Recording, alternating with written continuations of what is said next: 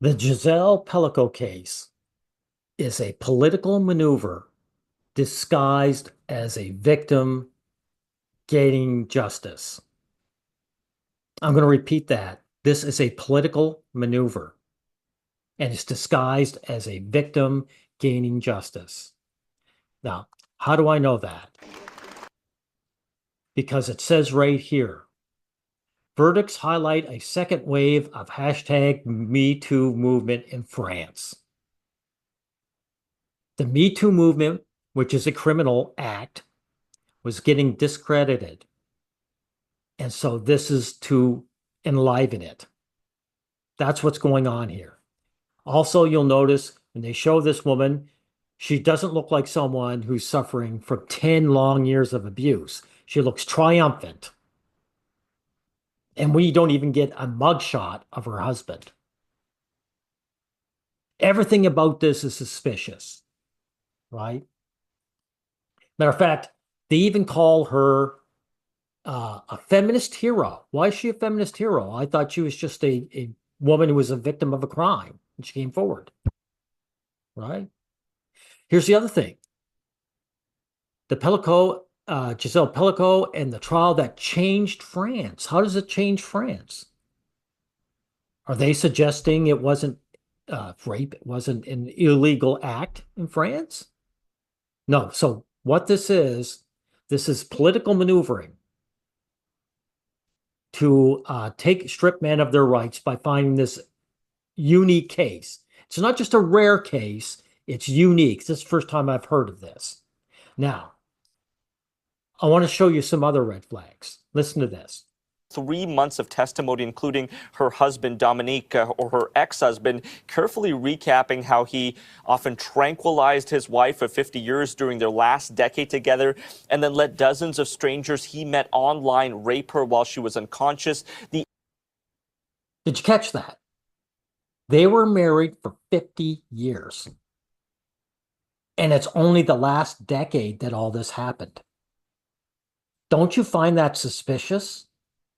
That the first 4 years, just a normal marriage, and in the last 10 years, bam.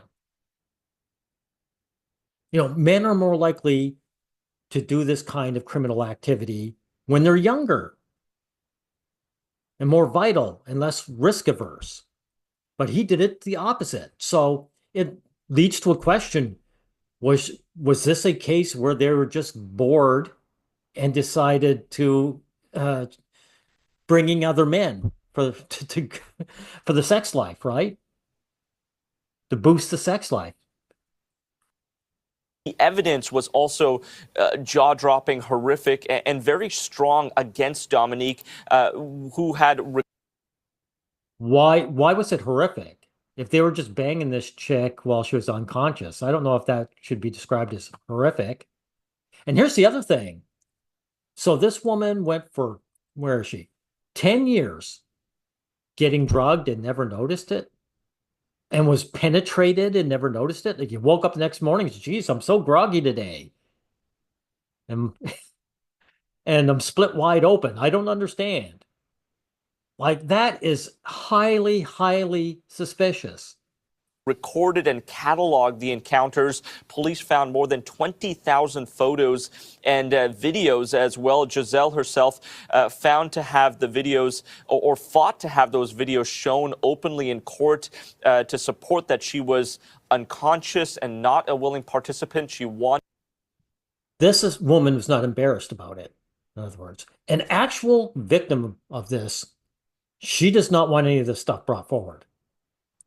So she might have been in on it and now just sees this as a chance to be a feminist hero. That is, someone who is going to attack the men of her country, strip them of their rights. Wanted the public and those in the courtroom to see firsthand what had happened to her while she was unconscious. Now, all 50 men stood trial for aggravated rape and attempted rape. One was accused for aggravated sexual assault. Prosecutors had argued that those men received sentences between 10 to 18 years, but the court decided to be a bit more lenient than prosecutors had hoped, with many of them receiving less than 10 years. Okay, so that tells you something too. That they probably didn't have the evidence to give them maximum. Or the guys were duped. A lot of the guys, 35 of them suggested they were duped, that they were just roped in to say, hey, my wife and I are into this, right? Why do I think that? It's because they gave them so few years, right? And here's another thing I want to point out too. This is the second time. Who's with her? Her son. I'm sued this young man as her son. And it says a lot about father-son dynamics. This is the second case where the son is supporting mom. Now, what he's supporting her is her stripping his rights away. I mean, this is a feminist political maneuver. The strip men of their rights. And of course, he's all right with it, right? I'm mommy's special little boy. Nothing's going to happen to me. Have a listen to what one analyst from France had to say, just related to what the sentencing of those 50-plus men. When it comes to the other sentences that were handed down today, they're below what prosecutors had been asking for. We're looking at, between 3 and 15 years behind bars. And as you just mentioned, 315, and notice some of them are different, right? Some are a rape, but some are attempted rape. How can it be attempted rape? The guys show up there. Some of these guys look at her, passed out, and said, I want nothing to do with this. Is that what happened? Otherwise, how do you explain the differences? Some of these convicted, they had already spent time in prison, and that means that some of them walk free today. Okay, so what? They did their time, right? Okay, so they walk free only because they did their time. So they were punished. So she's saying we want to put these guys away forever. No matter what their level of guilt was. And her ex-husband, Dominique, once again, Roger, being sentenced to 20 years in jail, a maximum of 20 years, and him being 72 years old, that could mean that he may spend the rest of his life behind bars. Not could, will. Even if he's super lucky and reaches 94, I don't consider 2 years of increpitude before you pass out, pass away as, living. So he was 72. So he started when he was in his early 60s. She was in her 50s. So I want you guys to think about the other red flag, another one. And what makes this so suspicious? So a bunch of guys are going to bang an average looking 50-year-old unconscious woman. Like everything about this case is suspicious. Now, let's hear this one here.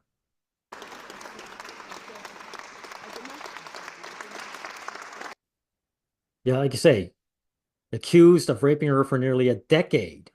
In his old age, of course. Like I said, the first 40 years of their marriage, normalcy. And all of a sudden, this started up out of nowhere. In his old age. Red flag number 1. Red flag number 2. Why are all those women there clapping? They don't know who this woman is.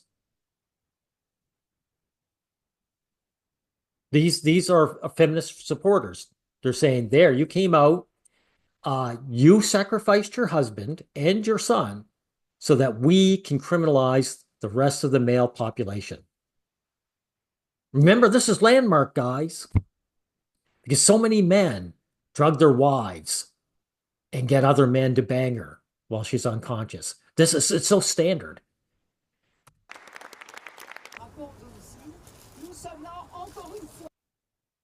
Red flag number 3.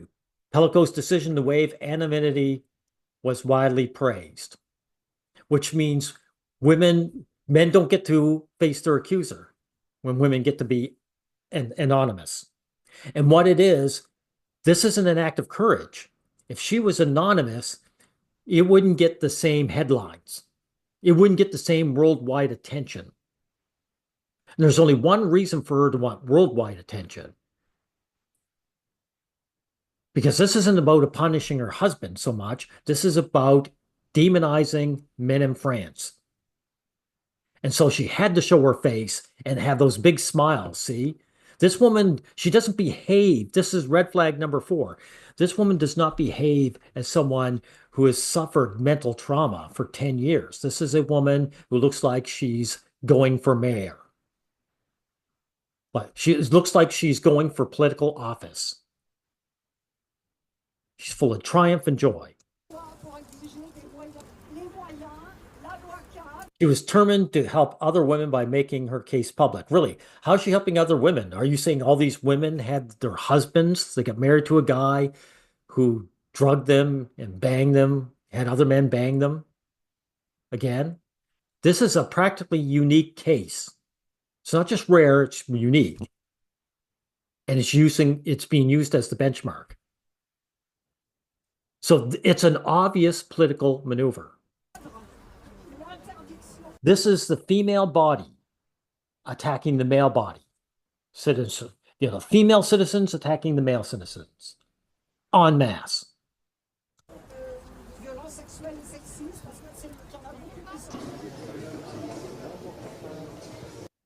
Let's see. Admitted to drugging his wife, yes.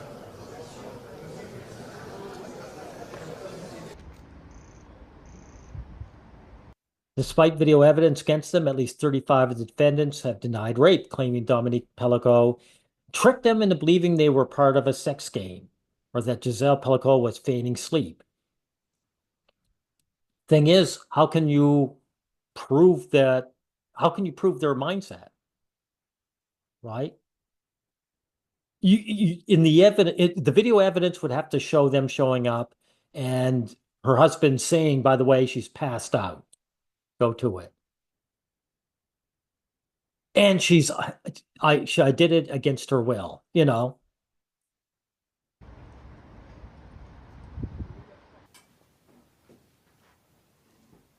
Of course, we don't get any details about the video evidence,